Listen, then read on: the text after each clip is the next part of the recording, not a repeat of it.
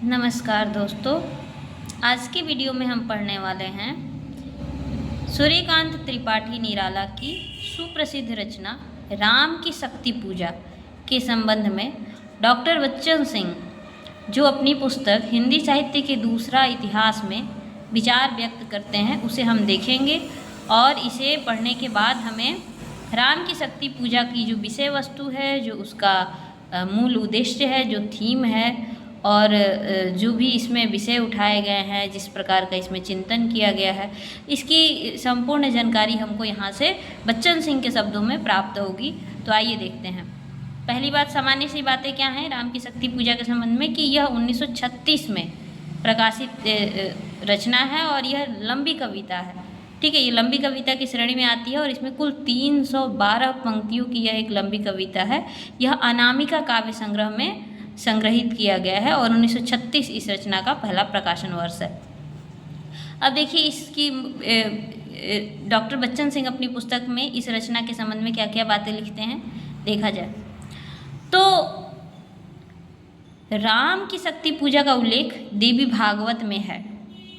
यह सामान्य सी बात है कि जो देवी भागवत पुराण है उसमें राम द्वारा की गई शक्ति की पूजा अर्थात देवी दुर्गा की आराधना जो कि वो राम रावण युद्ध से पहले करते हैं, उसका उल्लेख देवी भागवत में मिलता है।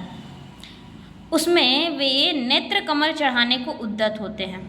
ठीक है, अपने नेत्र रूपी कमल को देवी को समर्पित करने के लिए उद्यत होते हैं।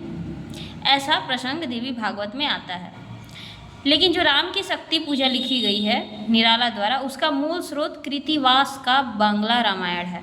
ठीक है, बांग्ला का रामायण जो कृतिवास कवि द्वारा लिखा गया बांग्ला रामायण है। ठीक है, किंतु बांग्ला रामायण की कथा में वर्णन की स्थूलता, अर्थ का इकहरापन और बंगाली भावुकता है। निराला की राम की शक्ति पूजा में सूक्ष्मता के अनेक स्तरों पर विचरण करने वाली अर्थ योजना हिंदी प्रदेश का संयम और पौरुष है। बांग्ला रामायण जितना बहिर्मुखी है, राम की शक्ति पूजा उतनी ही अंतर्मुखी है। अच्छा, राम की शक्ति पूजा ये जो लंबी कविता है उसमें बहुत सारी घटनाओं का आपको देखेंगे तो वर्णन है। ठीक है, राम रावण युद्ध के बाद और कई सारी घटनाएं घटित, अंततः जो है राम को जो है देवी दुर्गा से वरदान मिलता है। उस बीच जो घटनाएं घटित होती हैं, कौन कौन से प्रसंग आते हैं तो शक्ति पूजा के प्रसंग यानी राम की शक्ति पूजा में कौन कौन से प्रसंग हैं?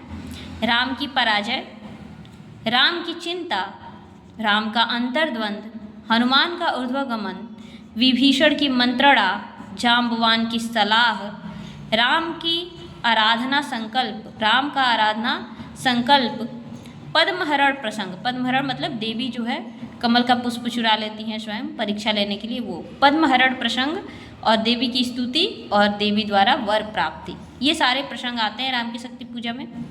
इन प्रसंगों के वर्णन में एक सूत्रता और उदात्तता इस तरह प्रस्तुत की गई है मानो एक विशाल शिलाखंड को तराश कर एक उदात्त भव्य और कलात्मक मूर्ति निर्मित की गई हो।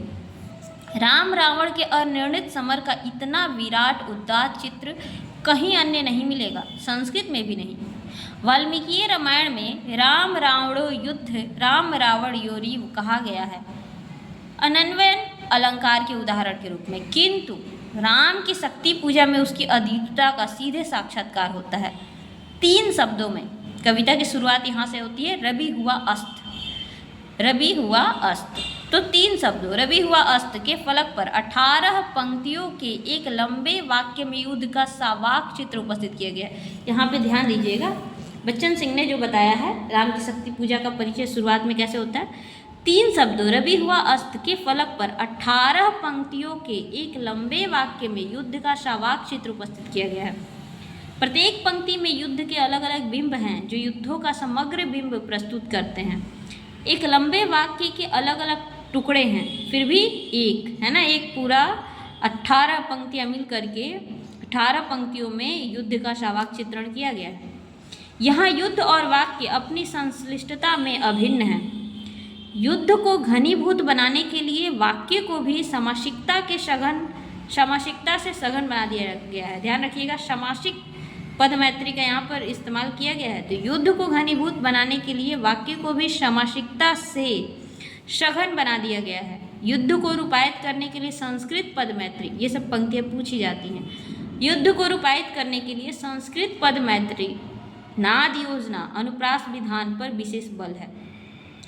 ये जो बात हो रही है वो कविता की शुरुआती पंक्तियों की बात हो रही है, उनकी विशेषता जिसमें युद्ध का वर्णन है। ठीक है, तो युद्ध को रूपायित करने के लिए संस्कृत पद मैत्री, नाद योजना, अनुप्रास विधान पर विशेष बल है।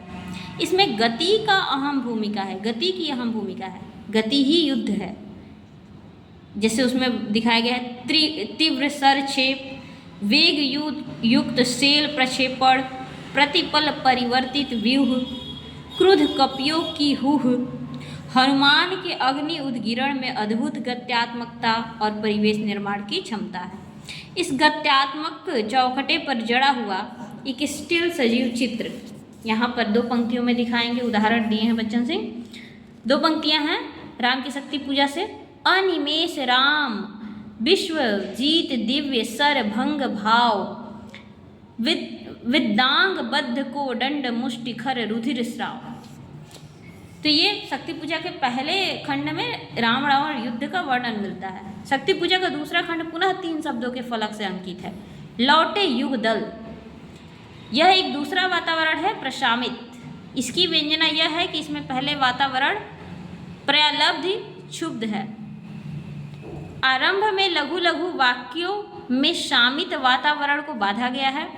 फिर राम का ही दूसरा चित्र श्लथ धनु गुण है, कटिबंध स्त्रस्त तुरीड़ धरण, जटा मुकुट विप्रयस्त है, पृष्ठ बाहु वक्ष पर बिखरा हुआ है, उत्तरा ज्यों दुर्गम पर्वत पर नैराशन धकार, चमकती दूर ताराएं कहीं पार। निराला की रचनाओं में अंधकार और प्रकाश का द्वंद्व युद्ध निरंतर चलता रहता है।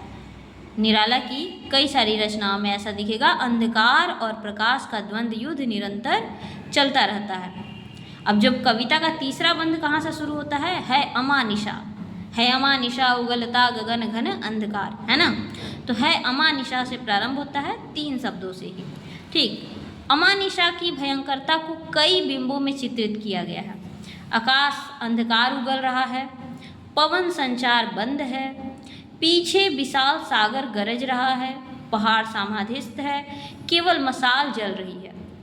फिर वही अंधकार प्रकाश का द्वंद्व, केवल जलती मशाल एक और रात्रि की भयंकरता को बढ़ा रही है, तो दूसरी ओर अंधकार में प्रकाश का एक वृत्त बना रही है।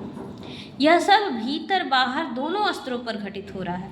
ऐसे ही क्षण अंधकार घन में कुमारी सीता की छवि विद्युत की तरह कौंध गई। कहाँ? राम के मस्तिष्क में। सौंदर्य का चीर परिचित विस्तार, इस सौंदर्य ने उनके मन में विश्व विजय की भावना भर दी। अचानक उन्हें अपनी पत्नी प्रेयसी सीता का चित्र उभर आता है और उस सौंदर्य ने उनके अंदर विश्व विजय की भावना या कामना भर दी। इसी के समानांतर उन्हें अपने ज्योतिर्मय वाणों की भीमा मूर्ति में बूझना भी दिखाई पड़ा। लख संकाकुल हो गए अतुल बल शेष शयन, यानी कि विश्व विजय की भावना भी आती है और तुरंत एक और द्वंद्व, उनके बाण जो है बूझते हुए दिखाई पड़ते हैं और इस प्रकार उनका हृदय संकाकुल हो जाता है कि यह इस युद्ध में मैं विजित हो पाऊंगा या नहीं। उसमें एक और प्रसंग आता है हनुमान के ऊर्ध्वगमन का। हनुमान के ऊर्ध्वगमन की सार्थकता को लेकर विद्वानों में मतभेद है। कुछ लोग इसे अति प्राकृतिक तत्व कहते हैं। नंद दुलारे वाजपेयी का मतानुसार यह बैलेड की एक विशेषता है। शक्ति पूजा की संरचना में ये खप नहीं पाता है। यानी यहाँ पर वो कहते हैं कि राम का ऊर्ध्वगमन का जो प्रसंग यहाँ दिखाया गया है वो राम की शक्ति पूजा की संरचना में खप नहीं पाता।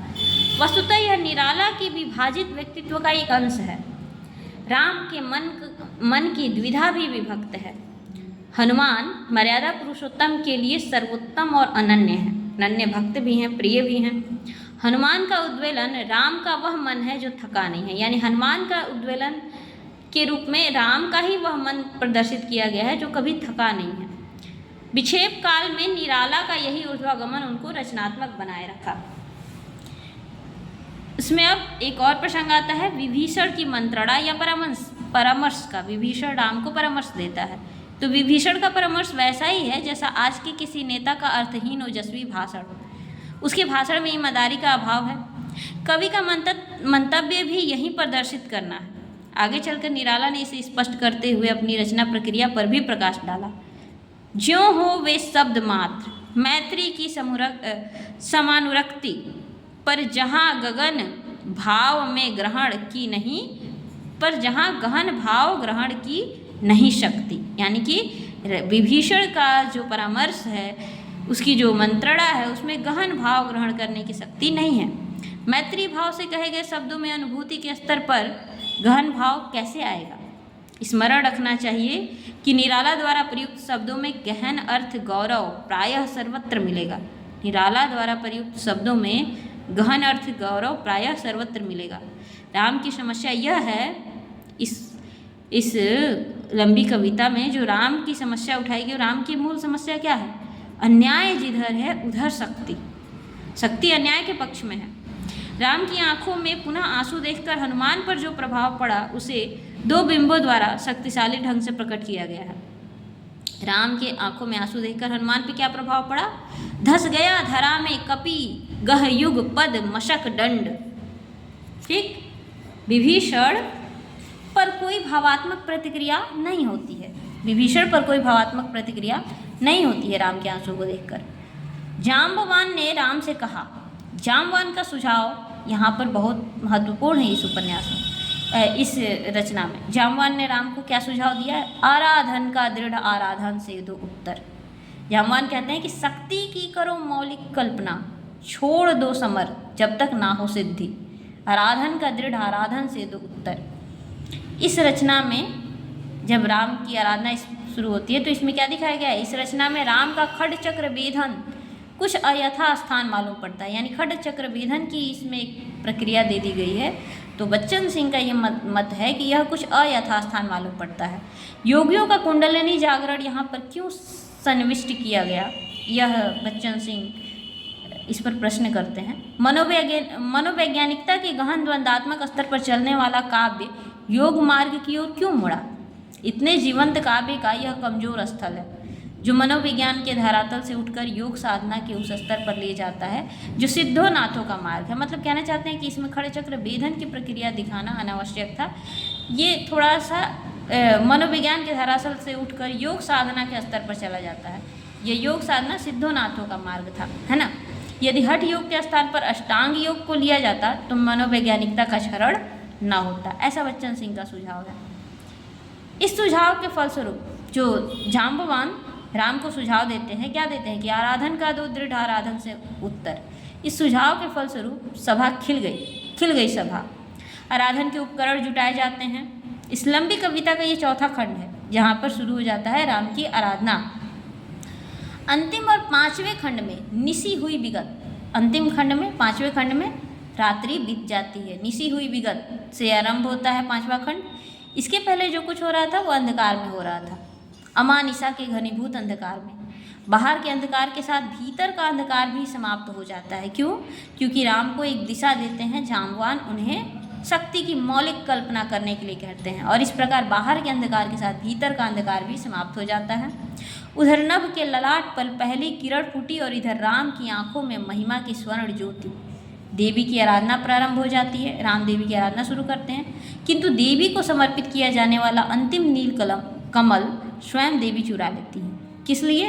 राम की शक्ति की राम जो शक्ति की आराधना कर रहे थे उसकी परीक्षा लेने के लिए देवी को समर्पित किया जाने वाला अंतिम नील कमल स्वयं देवी चुरा ले गई। यह परीक्षा की अंतिम घड़ी थी।